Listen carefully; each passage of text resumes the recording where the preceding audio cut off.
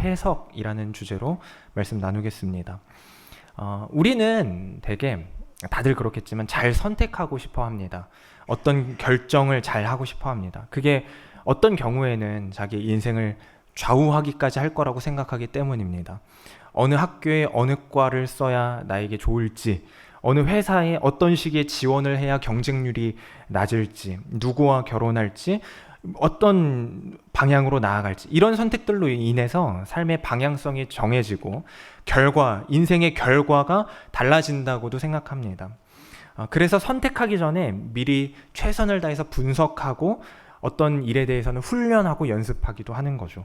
그런데 모든 것을 나의 선택으로 인해서 결과가 정해진다라는 관점으로 보면 혹 자기가 선택하지 않았는데 벌어진 일에 대해서는 해석하기 어려워집니다. 어떤 일이건 선택하지 않았는데 이뤄진 일들도 많거든요. 그 부모님을 내가 선택한 건 아닌 것처럼, 그 땅에서 태어난 걸 내가 선택한 게 아닌 것처럼 말이죠. 어떤 이들은 왜 이런 일이 일어났지? 이런 것들을, 그 원인을 전생에서 찾기도 합니다. 전생에 내가 뭐를 잘못해서 잘해서 이렇게 이야기도 하죠. 근데 우리는 그렇지는 않죠. 대부분은 선택하지 않았는데 벌어진 일이 해석이 안 되기 때문에 억울해합니다. 이거는 다 마찬가지입니다. 그 신을 원망하기도 하고, 나를 이렇게 낳고 이런 모양으로 기른, 혹은 나를 이런 모양으로 버린 부모님을 원망하기도 합니다. 이 나라를 원망하기도 하고 그 학교를 원망하기도 하는 거죠. 그러나 우리 인생은 억울해하다가 끝낼 인생이 아니라는 걸 우리는 알아야 합니다. 더 멋있을 수 있고 존귀할 수 있고 기꺼이 살아낼 수 있고 그 속에서도 얼마든지 기뻐할 수 있는 것이 우리 인생입니다. 그러나 그러려면 반드시 우리 인생에 벌어진 일들에 대해서 제대로 정리하고 제대로 해석해야 합니다. 오늘 본문은 요셉 이야기의 절정 부분인데, 이를 통해서 우리 인생을 잘 정리하고 해석할 수 있게 되기를 원합니다. 본문을 잠시 이렇게 보기 전에 요셉의 인생을 이렇게 쭉 돌아보면 요셉은 참 기구한 인생을 살았습니다. 요셉의 삶은 자신이 선택하지 않은 일들, 사실 자기가 선택한 거 별로 없거든요. 근데 자신이 선택하지 않은 일들에 끌려다니는 그런 인생의 전형을 요셉이 보여줍니다. 우리가 잘 알고 있죠. 이 이야기는 모르는 사람이 없을 만큼 유명합니다. 근데 유명하다는 말은 그만큼 그의 삶이 드라마틱하기 때문일 겁니다. 우리가 이 굴곡을 아주 선명하게 볼 수 있잖아요. 요셉은 우리가 잘 알지만 다시 돌아볼 필요가 있는데, 야곱의 아내 라헬이 처음 낳은 자식이죠. 그 아버지의 편애 속에서 이렇게 자라다가 그것을 질투한 형들에 의해서 이스마엘 사람에게 팔립니다. 그 이후에 요셉이 그 애굽의 친위대장 보디발의 종이 되어서 살게 되고, 그곳에서도 자신이 잘못한 건 없는데, 자기가 선택한 거 하나도 없는데 그렇게 막 유혹을 뿌리치고 정직한 거밖에 없는데 누명을 쓰고 감옥에 가게 됩니다. 여기서 사실 그래도 그런 정직하기로 선택한 거 요셉 한 거 아니야? 이렇게 보는 사람들이 있을 수 있죠.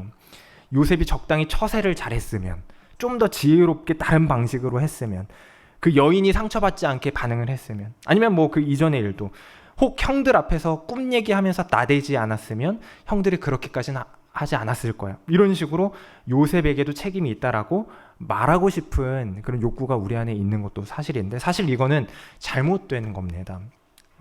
왜냐면 우리가 좀만 생각해보면 알 수 있는데, 요셉이 좀 더 정말로 좀 더 착했으면, 아니면 좀 옳고 좀 더 완전했으면 형제들이 그렇게 반응을 안 했을까요?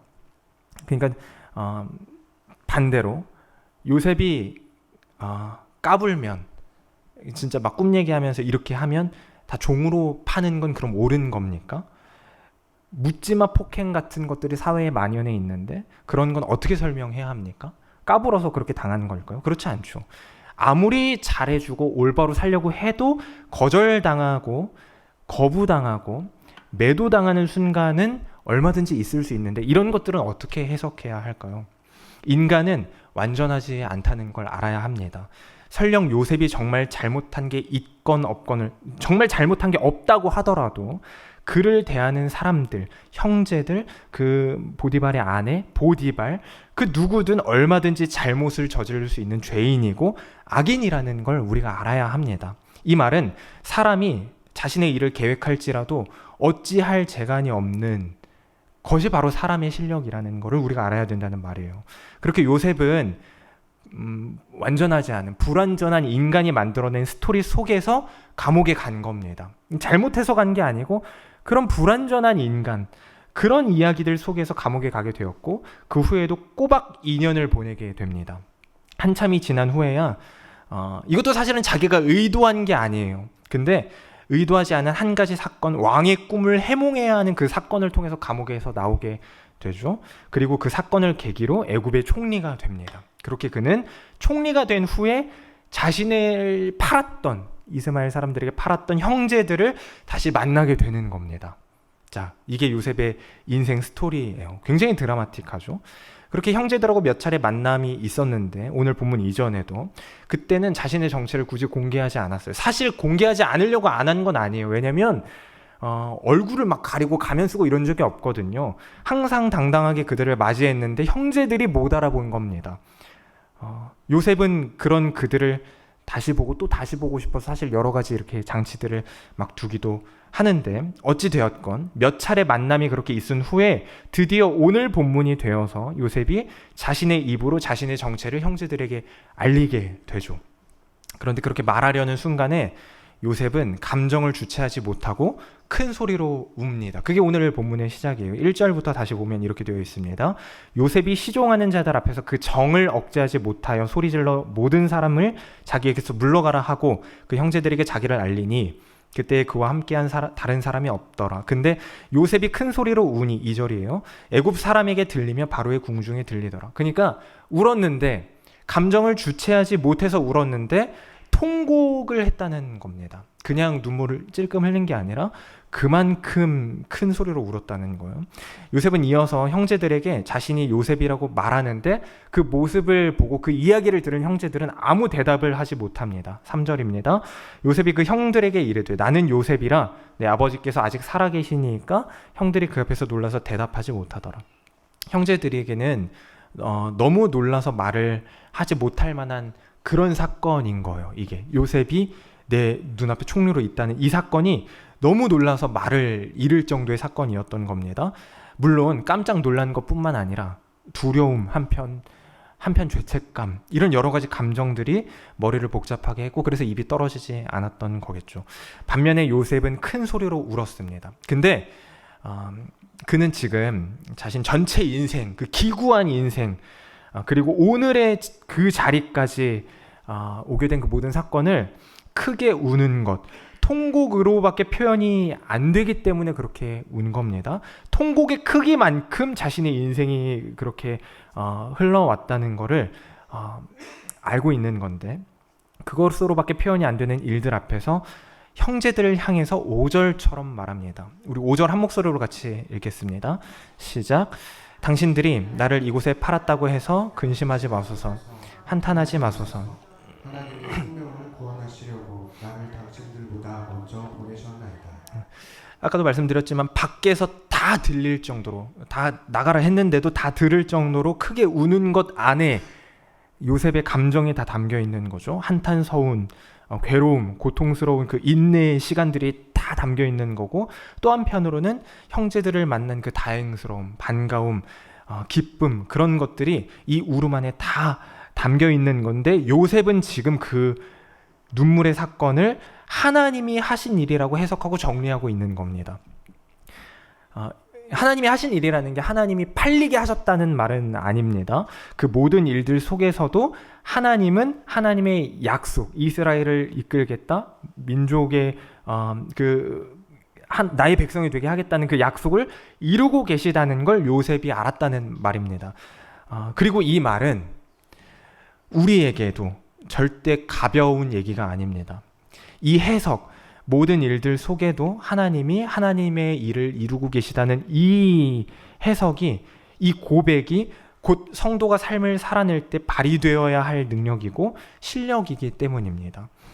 사람들과 대화를 이렇게 하다 보면 아이들도 마찬가지고 청년들도 마찬가지인데 대화를 하다 보면 자주 과거의 일에 매여서 오늘을 더욱 힘들게 살아가고 있다라는 식으로 말하는 사람들을 봅니다.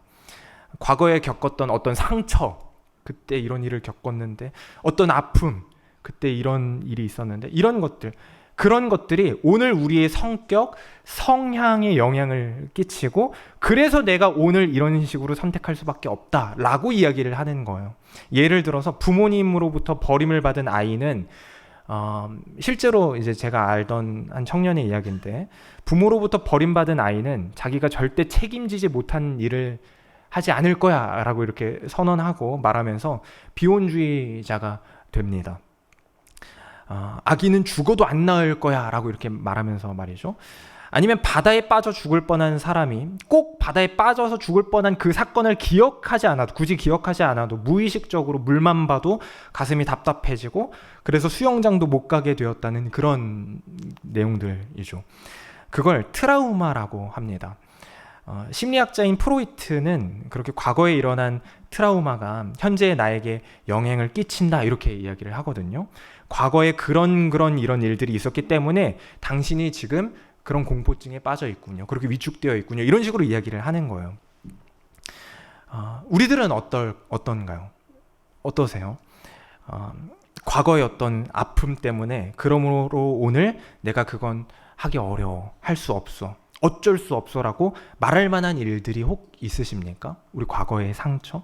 근데 이런 식의 접근을 요셉 이야기에 적용을 하면 굉장히 이상해집니다. 완전히 다르게 해석하게 됩니다. 말도 안 되는 건데 버림받는 것에 대한 트라우마가 요셉이 갖고 있는 그 트라우마가 있다고 한다면, 요셉이 보디발의 종이었을 때 보디발의 아내를 뿌리친 일을 보디발 나를 받아주고 나를 이렇게 그 집안 종들 중에서도 세워준 보디발에게 버림받지 않기 위해서 심리작용으로 정직하기 위해서, 배신하지 않기 위해서 그렇게 한 거야 라는 식으로 적용을 하거나, 감옥에서 술 맡은 관원장의 꿈을 해몽해주면서 당신이 복직하게 되면 꼭 내 이름을 말해주시오, 제발 나를 기억해 주시오 라고 말하는 이런 것들이 어떤 결핍 때문에 그렇게 한 것이다 라는 식으로 말도 안 되게 해석하게 되는 겁니다. 말이 안 되죠. 반면에 또 이런 것도 있어요. 미움받을 용기라는 책을 한참 우리 교회에서도 읽은 적이 있었던 걸로 기억하는데, 그 책의 바탕이 되는 심리치료사가 이제 아들러라는 사람이거든요. 근데 그 아들러는 과거에 있던 트라우마, 그러니까 앞서서 말했던 그 트라우마가 오늘 현재에 영향을 미치는 게 아니다 이렇게 이야기를 하면서, 지금 너는 지금 너의 선택으로 지금을 사는 것뿐이다 이렇게 이야기를 합니다. 어렵지 않죠? 사람은 자기가 가진 어떤 목적을 가지고 트라우마를 이용하는 거지 진짜 트라우마 때문에 그렇게 하는 거 아니다 이렇게 이야기를 하는 거예요. 예를 들면 이런 거예요. 누군가에게 어떤 사역, 어떤 일을 맡깁니다. 근데 그 사람이 이렇게 대답을 해요. 나 이걸 부끄러워서 못하겠는데, 귀찮아서, 자신이 없어서, 아니면은 해본 적이 없어서, 나 저번에 창피당한 적이 있어서, 그때 한번 실수한 적이 있어서 나는 그거 못할 것 같아요 라고 이렇게 말을 하면서, 사실은 그냥 그 일을 안 하고 싶은 것이 목적인데 그 목적을 가지고 나는 예전에 이런 적 해봤는데, 나도 그거 해봤는데 그때 일에서 나는 그거나 나랑 안 맞는 것 같아요, 도저히 못하겠어요 라는 식으로 말한다는 거죠. 그렇게 트라우마를 가지고 자신을 합리화한다는 겁니다. 이게 아들러가 했던 말이에요. 다시 말하면 요셉에게 적용을 해보면, 버림받았다고? 너 그거 그때뿐이야. 그것 때문에 억울해하고 억울하다고 그렇게 가만히 나자빠 있으면 안 되는 거야.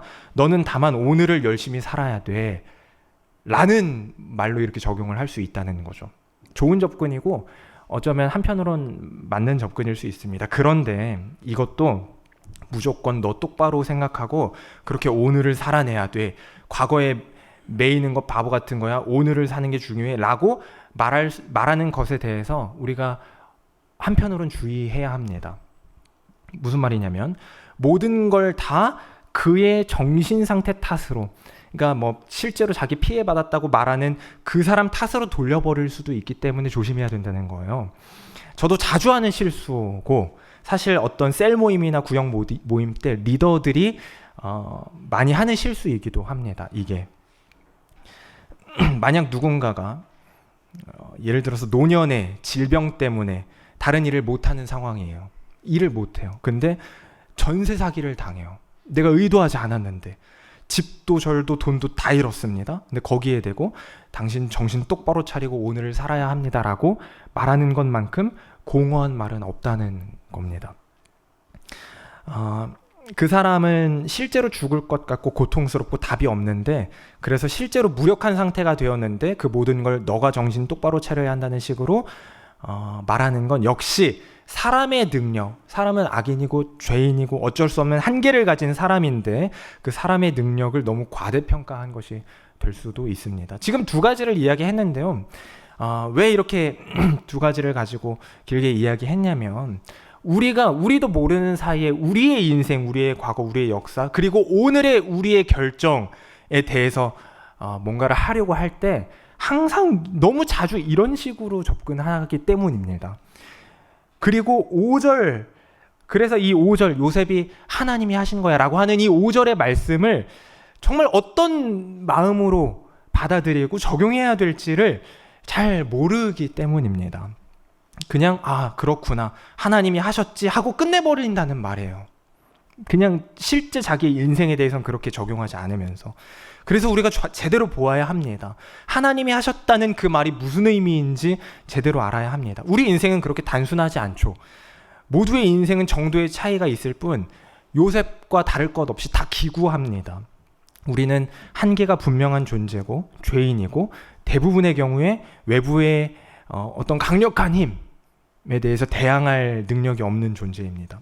그래서 총리가 된 요셉을 보면서 요셉이 저거 봐라 모든 역경을 이겨내고 그 속에서도 하나님 잘 믿고 잘 버티니까 저렇게 총리가 되었지 라는 식으로 말하는 건 정말 유치한 겁니다. 잘못 해석하는 겁니다. 요셉이 끝까지 잘 버틴 결과 하나님이 복을 주셔서 지금 그 자신을 버린 형들 앞에서 딱 멋있게 복수하는 것처럼 압도할 위치에 있게 된 게 아니라는 말입니다. 이 모든 건 그게 아니라는 거죠. 과거에 있던 일들은 그래서 그렇다고 해서 영향력 없는 거라고 무시할 만한 건 아닙니다. 오히려 분명히 그 속에서도 하나님이 일하셨구나라고 할 만한 창구, 발견할 수 있는 창구가 될 수 있는 거죠. 그리고 사실 요셉은 총리가 되길 꿈꾼 적도 없고 원한 적도 없잖아요. 그건 복도 아니고 잘 참은 결과 얻게 된 좋은 보상도 아닌 겁니다. 하나님이 복 주셔서 총리가 되었다고 말할 거면 형제들의 손에 끌려서 구덩이에 간 것도 복이라고 말할 수 있어야 됩니다. 당연히. 그리고 이런 식의 해석과 접근이 얼마나 좀 미련한 것인지를 잘 보여주는 구절이 욥기 마지막에 나옵니다. 욥은 42장 마지막인데 그때 와서 하나님 앞에 회개하거든요. 내가 다 아는 줄 알고 잘난 척했는데 사실 아무것도 모르는 자였다고 고백한 것이죠. 그러고 나서 마지막에 보면 하나님이 그에게 분명히 복을 주셨다 이렇게 표현을 하세요. 제가 읽어드리면 욥기 42장 10절인데 욥이 그의 친구들을 위하여 기도할 때 여호와께서 욥의 곤경을 돌이키시고 여호와께서 욥에게 이전 모든 소유보다 갑절이나 주신지라. 1장에 보면 욥기 1장에 보면 욥이 다 잃어버리잖아요. 집도 절도 다 잃어버리고 아내도 떠나고 가식들 다 죽고 재산도 다 잃습니다.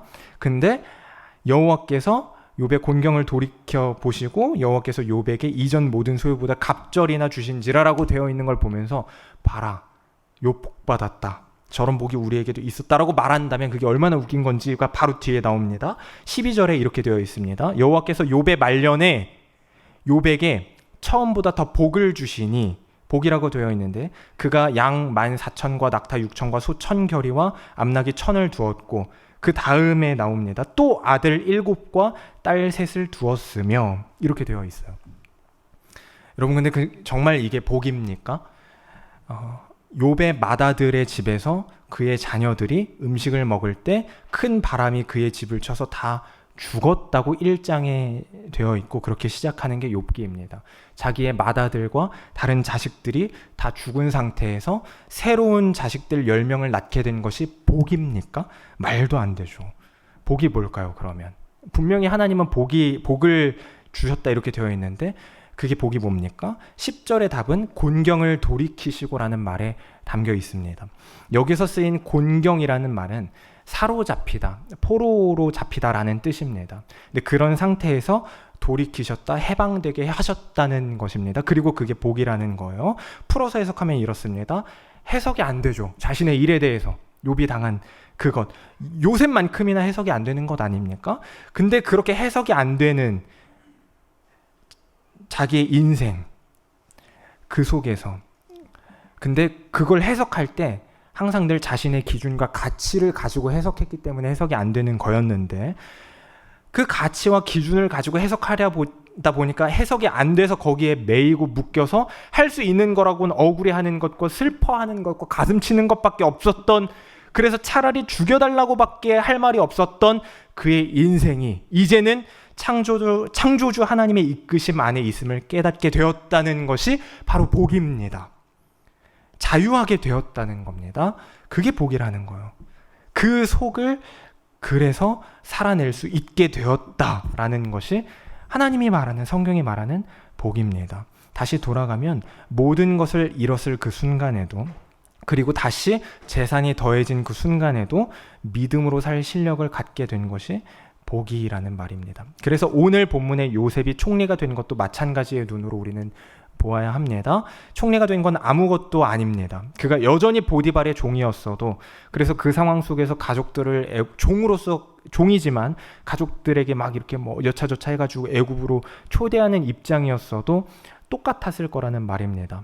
총리는 아무것도 아니요, 다만 그가 하나님의 사람이냐 아니냐, 어떤 믿음으로 보고 있느냐, 어떻게 자기의 삶을 규정하고 정리하고 있느냐가 중요할 뿐입니다. 우리가 보고자 하는 건, 그래서 길게 돌아왔는데, 우리가 보고자 하는 건 다만 과거에 이런 일이 일어나서 나는 못한다고 하거나 억울해하는 것밖에 할 수 있는 게 없다라고 말하거나, 반면에 아들러가 했던 것처럼 너 그런 일 당했지만 그건 과거일 뿐이야, 중요한 건 오늘을 제대로 사는 거야 라고 하는 말들이 아니라, 그거라기보다는 본문이 분명하게 말해주듯 우리 인생 속에서 나는 죄인이요, 한계 많고 할 수 없는 비천한 존재라고밖에 표현할 수 없는 존재이지만, 그런 나의 삶 속에 완전한 하나님이 일해 오셨고, 또 그렇게 하나님이 하실 일들 속에 나를 계속 초대하고 계시는구나 라는 것을 알아야 되는 것이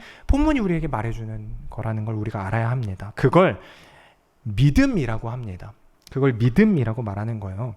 믿음으로 해석하고, 한마디로 믿음으로 해석하고 정리하면 그 속을 살아낼 수 있다, 이겁니다.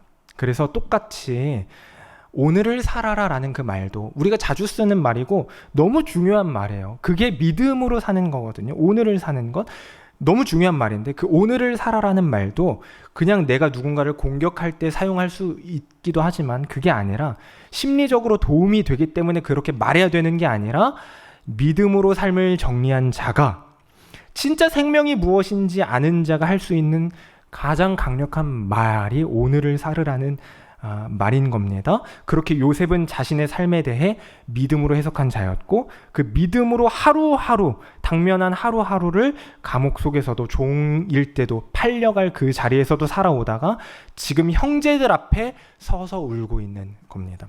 하나님이 형제들의 손에 팔리게끔 유도한 게 아니라고 아까도 말씀드렸지만, 그 일을 통해서도 이스라엘을 살리고 이끌고 구원하실 계획을 넓게 보면 그 가족뿐 아니라 이스라엘을 살리고 이끌고 구원할 계획을 이루신다는 것을 요셉은 알았습니다. 오늘 보면 6절입니다.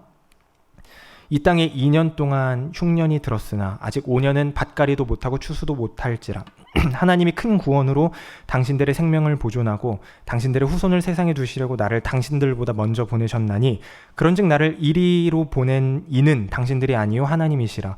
하나님이 나를 바로에게 아버지로 삼으시고 그 온 집의 주로 삼으시며 애굽 온 땅의 통치자로 삼으셨나이다. 그렇게 전체적인 그림으로 보면 요셉의 일을 그 전체적인 관점에서 보면 이 모든 일은 사실 생명 때문에 이루어져 왔던 일이구나 라는 것을 알 수 있는 것입니다. 생명은 하나님께 달려 있는 것이죠. 그 하나님이 나와 함께 계시다는 그 믿음은 요셉이 그랬듯이 우리에게도 성도에게 실제적인 능력이 됩니다. 살아내게 하는 힘이 됩니다. 그래서 성경이 늘 진짜 생명이 어디에 달려 있는지에 대해서 계속 말을 해주고 있는 거거든요. 그게 우리 삶을 해석하는 기준이 되어야 하기 때문입니다. 말씀을 정리하겠습니다. 우리의 과거에 있던 일들, 그 상처, 그 아픔, 어떤 역경들, 그런 것들은 결코 오늘의 우리의 태도나 자세의 뿌리가 될 수 없습니다. 트라우마는 우리를 올가맬 수 없습니다. 오늘의 우리의 믿음이 우리의 과거, 우리의 그 아픔의 역사, 그것들을 재해석하게 하는 겁니다. 그 속에서 하나님이 계셨고, 그래서 오늘의 내가 이 자리에 있는 거구나. 오늘 내가 살아낼 수 있는 거구나. 더 나아가서 앞으로의 삶을 기대하게 하고, 그 믿음이 말도 안 되는 상황을 만나게 된다 하더라도 이겨내게 하는 겁니다. 그 속에서도 하나님이 우리를 선으로 이끄셔서 지금 여기 이 자리에 서 있게 되었다는 것을, 그러므로 이 시간 믿음으로 인정하고 고백하게 되시기 바랍니다. 우리 삶을 잘못 정리하면 잘못된 감정, 그런 생각들로 나날을 살게 됩니다. 아무것도 못하게 됩니다. 하나님은 그러나 누구나 다 위축될 만한 일들 속에서 너는 내 아들이고 내 딸이다, 마음껏 살아봐라 라고 말씀하십니다. 요셉이 그저 그 삶을 살았던 것 뿐입니다. 총리가 되려고, 그게 아니라 그저 그 삶을 살았던 것 뿐입니다. 오늘 말씀의 제목이 해석입니다. 그런데 이 말은 그러므로 처한 상황에 대해서 해석을 잘해야 된다, 이런 말이 아니에요. 우리가 해석을 어떻게 하느냐에 따라 우리가 뭐 정신승리죠. 그게 아니라 해석을 잘해야 한다가 아니라 믿음이 우리 삶을 해석하게 한다는 거예요. 제대로 해석하게 하고 제대로 보게 한다는 말입니다. 그러므로 우리가 해야 할 일은 믿음을 점검하는 것뿐인 겁니다. 그럼 상당히 많은 부분, 어쩌면 모든 부분에 대한 우리의 태도가 또 달라지게 될 거거든요. 그곳을 살게 한다는 그 말씀을 기억하시기 바랍니다. 믿음의 눈이라는 찬양이 있어요. 희주일 찬양인데 가사가 꼭 오늘의 말씀하고 맞는 것 같아요. 눈앞에 산이 커 보여 넘을 수 없는 벽 앞에 두려움 쌓일 때. 어떤 사람들은 요셉이 그냥 성격이 좋거나 아니면 그냥 위대한 사람이라서 거기를 그냥 다 이렇게 살았다고 생각하는데 절대 그렇지 않습니다. 똑같은 사람이에요. 똑같은 사람, 똑같은 감정을 느끼고 서운했고 떨려했고 그렇게 두려움 속에 기다려야 했고, 그러나 다만 그 속에서 하나님을 믿는 믿음으로 살아냈을 뿐인 겁니다. 내 마음 깊은 곳 보이지 않는 믿음의 눈을 뜬다. 보이지 않는 눈, 믿음의 눈은 보이지 않는 주님을 보게 하네. 보이지 않는 눈, 믿음의 눈 뜰 때 저 높은 산 위로 믿음의 세상이 펼쳐져. 진정한 주권이 어디에 있는지, 온전한 지혜가 어디로부터 오는지, 지금 내 싸움은 무엇을 향한 것인지 믿음의 눈 뜰 때 더욱 선명해지는 주님의 임재, 하나님의 함께 하심. 사랑하는 성도 여러분, 우리는 그 고통, 아픔 속에 갇혀 있을 존재가 아닙니다. 다만 내가 선택해서 벌어진 일이건 선택하지 않았는데도 당한 일이건, 그렇게 수많은 복잡하고 다양하며 때로는 우리를 억누르는 그런 일들 속에서 믿음을 고백하시기 바랍니다. 그 믿음은 세차장에서, 공사장에서, 사무실에서, 우리의 일터에서, 땅에 드러누워서 떼쓰는 아기 앞에서, 혼자 외롭게 앉아있는 그 방 안에서 고백되어야 하는 겁니다. 그리고 그곳에서 말할 수 없는 생명으로, 그 생명력으로 우리를 살게 하시는, 그렇게 우리를 이끄시는 하나님을 경험하게 되는 모두 되시기 바랍니다. 우리 믿음의 눈 함께 같이 찬양하고 기도할까요?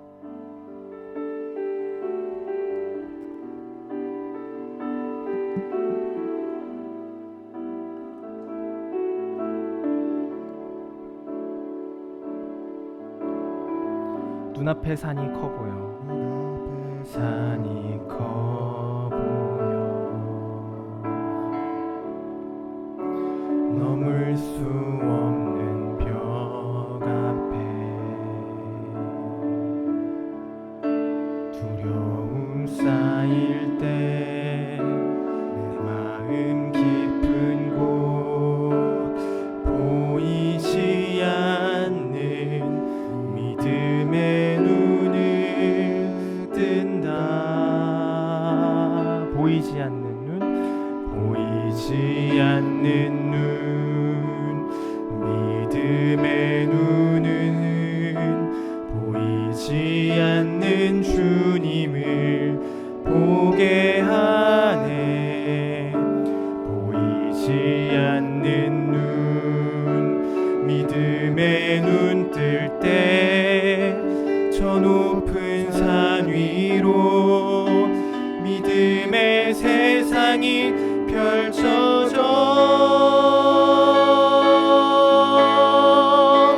진정한 주권이 어디에 있는지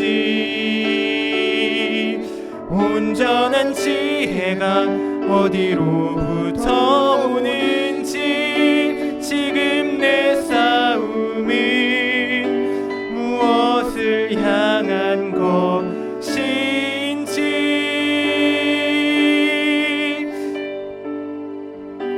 믿음의 눈 뜰 때 더욱 선명해지는 주님의 우리 처음부터 다시 한번 고백할까요? 눈앞에 산이 커 보여 넘을 수 없는 벽 앞에 눈앞에 산이 커 보여 자기가 선택하지 않은 그 일들 속에서 넘을 수 없는 벽 앞에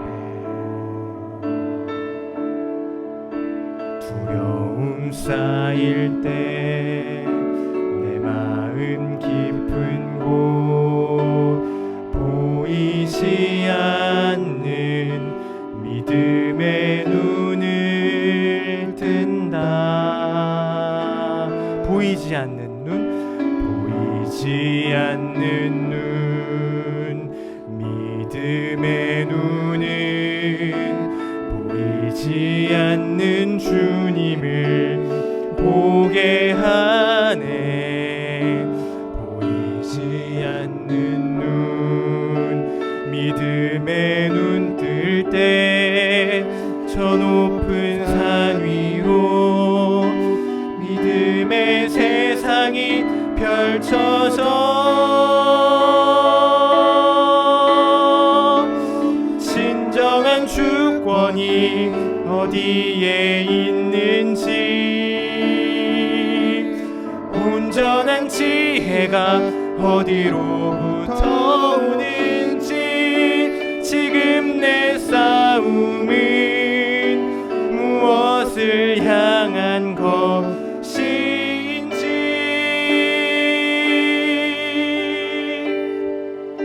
믿음의 눈 뜰 때 더욱 선명해지는 주님의 임재